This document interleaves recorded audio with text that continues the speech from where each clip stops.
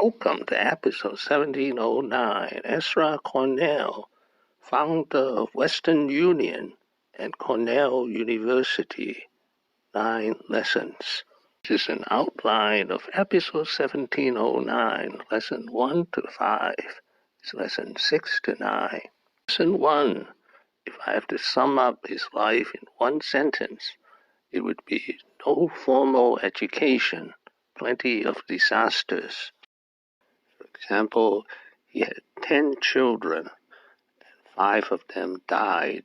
He was excommunicated from the Quaker church because he married outside his faith. Lesson 2.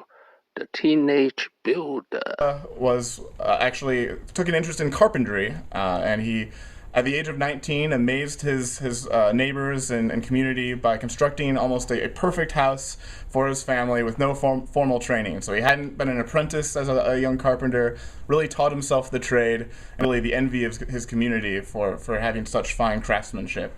Lesson 3. Unemployed with 10 kids, 1837. He found himself unemployed. He became a businessman and a salesman. Lesson 4. He had 6 roles in his life. This is a brief summary. He was a carpenter, and he became a mechanic, and then he became a salesman, and then he became an inventor, and then he became a philanthropist, and then lastly, he became a politician. Lesson 5, the opportunity. He became super rich because of the Morse Code. Samuel Morse invented the Morse Code, which became the foundation of the modern telegraph.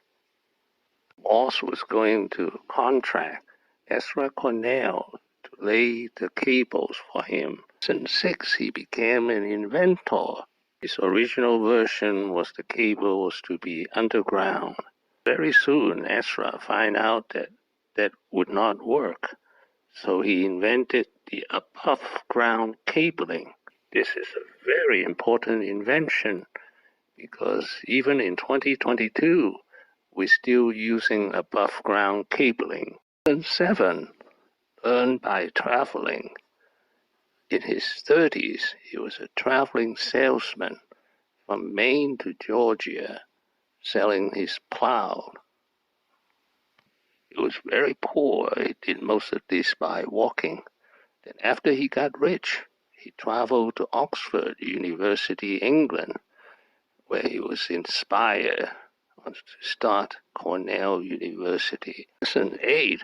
Meticulous record keeping. His deciphering book was basically a blank book that he kept track of every cent he earned and spent as a young man. So from an early age, interested in economics and finance and making sure that he wasn't spending more than he'd earned. So you see the early signs of a budding entrepreneur. Lesson 9. He was a very successful real estate or land speculator. He returned 10x his investment and 10x the endowment for Cornell University, which amounted to $5 million.